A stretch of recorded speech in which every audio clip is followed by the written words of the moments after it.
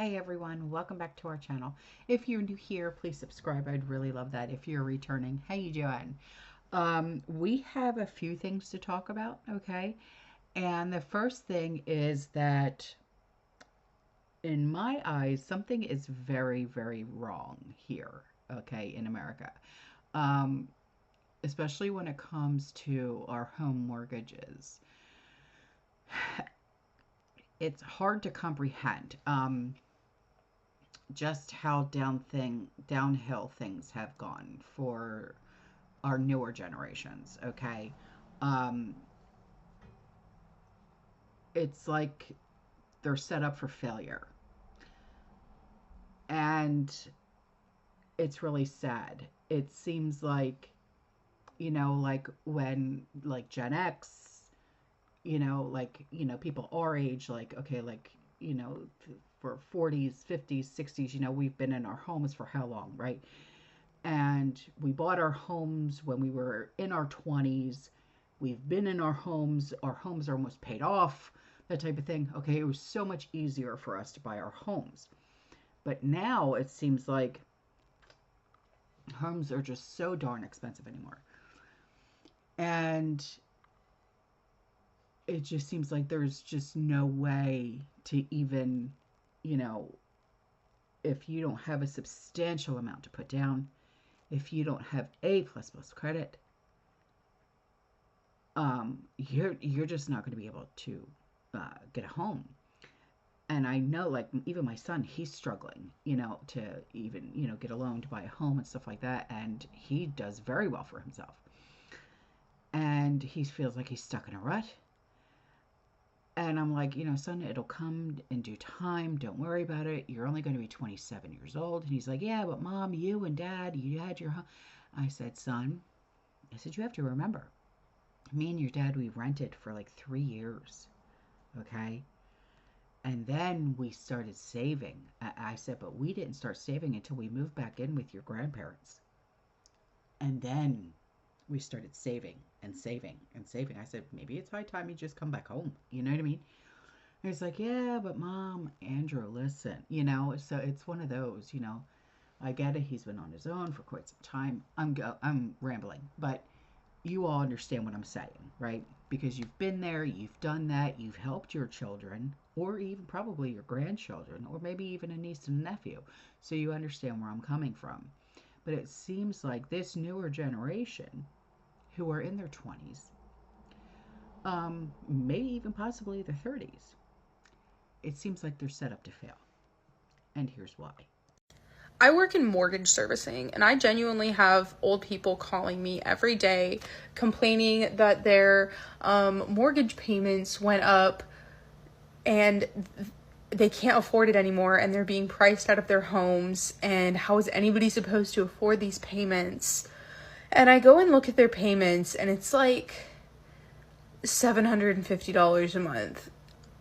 450, but I've literally seen like 450, 650, $700 a month. And they're like, how is anybody supposed to afford that amount per month? I mean, my mortgage started at like 400, my mortgage has gone up $200. I'm up to $700 a month. How is anybody supposed to afford living at $700 a month for their home? And it takes everything in me not to be like, that's half of what I pay for my apartment. And you own your home. How is anybody supposed to live? Debbie, that's a great question. Who did you vote for? Now, this next video goes into a little bit of detail about what's happening, okay, instead of reaching into their pockets, like with FEMA and this, that, and the other, they're it's all going about the wrong way. I'll just say that. And it seems like now they're taking away from our little ones, from children. Yeah. This really has my butt cheeks are chapped on this one, okay? So Buncombe County, Asheville, North Carolina. came out yesterday and said that they're having a huge deficit loss in their taxes, in their property taxes, because can't nobody pay their property taxes right now. They've lost everything. But they came out yesterday and they said that they're trying to find ways to make up for this deficit. So my thought process would be, look at the salaries. Start going through the local government there and look at people's salaries. Maybe shave some off for the next year. Maybe they take a little bit of a pay cut for the next year. Because you can miss me, they get paid enough. Most of those people, if not all of them, are making hundreds and thousands of dollars. Maybe even millions. But no, instead of going into their own pockets, they're going after the freaking school system's budget. You heard me right. $4 million they are about to cut out of the freaking budget for the school systems there in Buncombe County and Asheville. $4 million. So yet again, let our children suffer even more than they already are suffering in the living conditions that they are having to live in right now. Do you know that there is 1,300 kids that have been displaced since Hurricane Helene came through? 1,300 kids. Do you understand also that school system, when they hand out those free lunches, that might be the only freaking food that child gets for the day? So let's take that away. Let's make it even harder to try to provide these free lunches to these children who are already suffering. You are absolutely freaking worthless, Josh Stein. Now, as if you don't already know, because you might not, especially if you don't use these apps, TikTok, as of like 10:45 at night, they released a message to its users announcing that it has officially been banned and shut off in the United States. Now, upon opening the app, all like 170 plus million US users are greeted with a notification stating that a law banning TikTok has been enacted, rendering the app unavailable. And the message concludes by thanking President Trump for his commitment to finding a solution once he assumes office. Yes. So maybe he's, going to do something. I don't know. I really don't. But like I said in a previous video, it's going to start with one, and then it's going to be a trickle effect. Who, is Congress or Senate or whatever the case may be.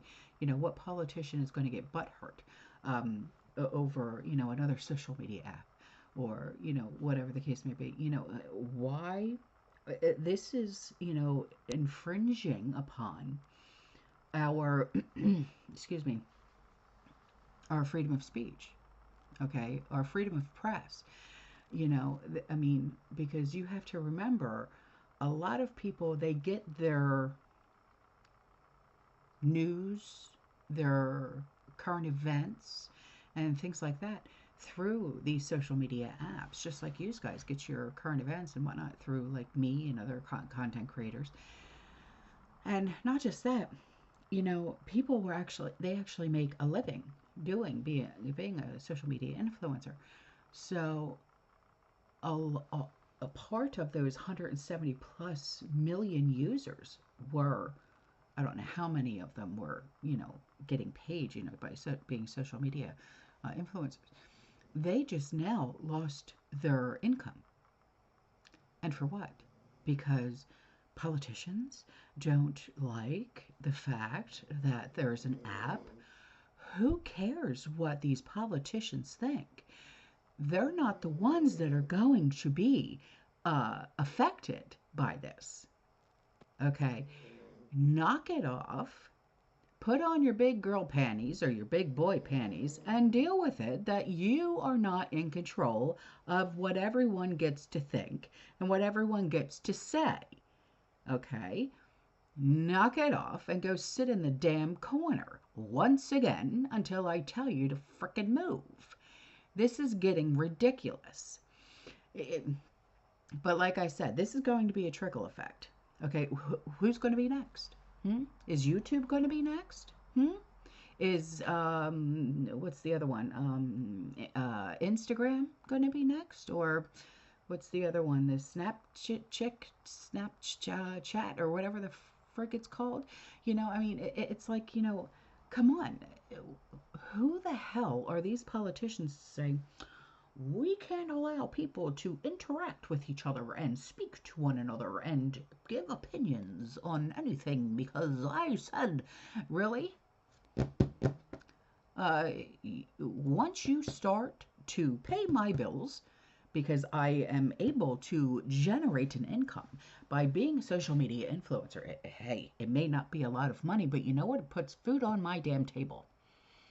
Okay, it puts food on my table, and I am able to pay my electric bill and possibly even my water bill. Okay, once you start to pay those bills and put a roof over my head and clothes on my back and help with raising my grandchildren, that's when you can have a frickin' say in anything that I do, say, or look at. But until then, shut up. Because I am so sick and tired of these politicians having a say in anything.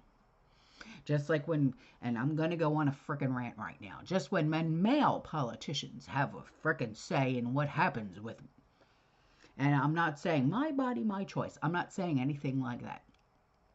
But when a man tries to have a say in what I do with myself, excuse me, are you able to squeeze a baby out of your kumquat? No, you're not, sir. Okay? There's a lot of things that I'm not a feminist by any means, okay? And I'm not a liberal by any means. But damn it, okay? No man is going to speak for me. Just like I'm not going to speak for a man, okay? I would never speak for my husband unless he's on his deathbed and I have to make that decision. You know what I'm saying? But other than that, I'm not going to say, hey, hon, I think it's high time that you get those tied so you can't be having no baby juice no more. That is not my frickin' decision, okay? I don't want anybody making decisions for me, especially when it comes to my wallet and my ability to pay my bills. So, this is infringing upon our First Amendment rights, our freedom of speech, our freedom of press, and my freedom to think. No, wait, you know what? Don't think anymore. Because some politician might just become pissy. For fuck's sake. Anywho, I'm sorry to have gone on a rant, but sometimes I have things to say. And I know not everybody agrees with me, and that's okay because we can agree to disagree. But damn it, don't come all up in here when you are not the one who created this. God created this. I was just made in Italy, not China. Anyway, so Speaker Johnson, he has spilt the tea because he's got receipts. And apparently, allegedly, I don't know, that's why I say allegedly, because I am not there and I do not know these people personally, that Joey Boy has been signing executive orders without knowing what he's signing. Lord help us. And not remembering what he has signed. We need, God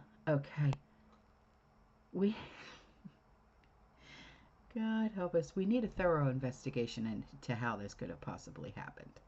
Okay? This is the biggest scandal in presidential history. Just saying.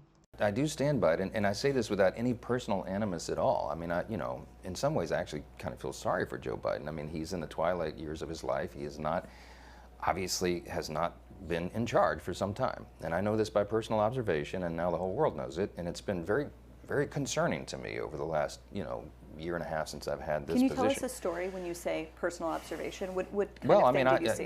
it's public now because the Wall Street Journal got it and put it on the front page. But January a year ago, almost exactly a year ago, I had been asked, I became Speaker in October 2023, and there were all sorts of big national security concerns and everything going on, and I started requesting a meeting with the President because, I'm kind of old school, I'm a constitutional law guy.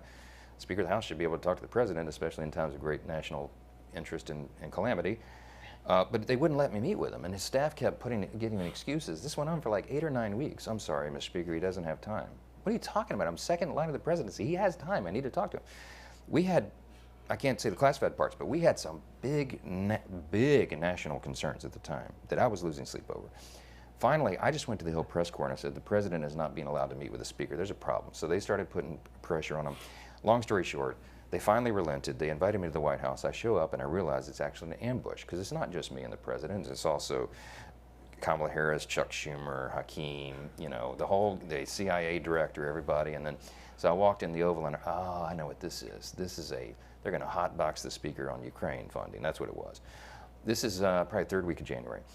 We sit down, we're in the midst of it, and the whole conversation, and I'm going, we don't need to have this conversation. The president reaches over just like this. We're sitting right next to the fireplace in the Oval, and he grabs my arm and he says, the speaker and I just need a couple minutes together. Would y'all just leave us alone? And I looked up on the faces of some of the staff standing around the wall, and they're like, oh, no, he did it. So he called it. He's the commander-in-chief. So everybody leaves, and he and I are standing awkwardly in the middle of the Oval Office, right over the rug by that coffee table. And I said, Mr. President, thanks for the moments. You know, this is very important. I got some big national security things I need to talk to you about that I've heard and I think you know, and what do we do? But first, real quickly, Mr. President, can I ask you a question? I cannot answer this from my constituents in Louisiana. Sir, why did you pause LNG exports to Europe? Like, I don't understand, you know, liquefied natural gas is in great demand by our allies. Why would you do that? Because you understand, we just talked about Ukraine. You understand you're fueling Vladimir Putin's war machine, because they got to get their gas from him, you know. And he looks at me stunned with this, and he said, I didn't do that. And I said, Mr. President, yes, you did. It was an executive order, like, you know, 3 weeks ago. And he goes, no, I didn't do that. And he's arguing with me. I said, Mr. President, respectfully, could I go out here and ask your secretary to print it out? We'll read it together. You definitely did that. And he goes, oh, you talk about natural gas. Yes, sir. He said, no, you misunderstand. He said, what I did is I signed this thing we're gonna conduct a study on the effects of LNG. I said, no, you're not, sir. You paused it. I know. I have the export terminals in my state. I talked to those people this morning. This is doing massive damage to our economy, national security. It occurred to me, Barry, he was not lying to me. He genuinely did not know what he had signed. And I walked out of that meeting with fear and loathing, because I thought, we're in serious trouble. Who is running the country? Like, I don't know who put the paper in front of him, but he didn't know. Now, before I go, here's an email from a community member, and she's concerned. And she's concerned because she's from New England. So snow and ice storms don't bother her, okay? But reports that she is seeing are worrisome. 20 minutes south of her home is the Navy Air Base in Pensacola, Florida, home of the Blue Angels. And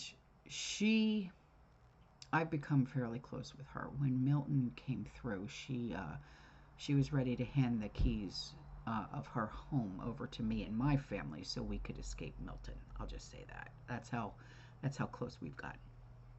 She said, if they are needed by the government in D.C., they'd be unable to take off. Although maybe they have already relocated. Doesn't this rare snow and ice storm along the northern Gulf of Mexico and up along the eastern seaboard seem suspicious? It does. Because I had even said this to my kids. I said, when was the last time Tampa had gotten a snowstorm? And Gavin had looked it up and he goes, 1978. I said, uh-huh. I said, I wasn't even living here at that time, but I heard all about it. So, and they literally actually had a blizzard in 1978 here in Tampa. So, and he goes, yes, but we're not even supposed to get flurries or anything like that. I said, it doesn't matter. I said, you have to understand.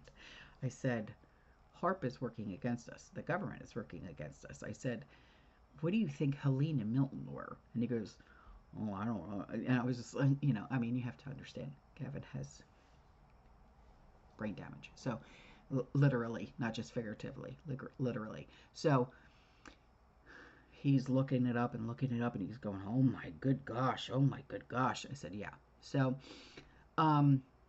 she said, it's almost like we're being put on lockdown. Yeah, very well could be.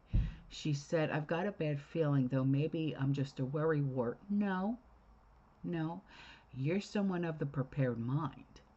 Okay. She said, I'll report any anomalies. Thank you for your work.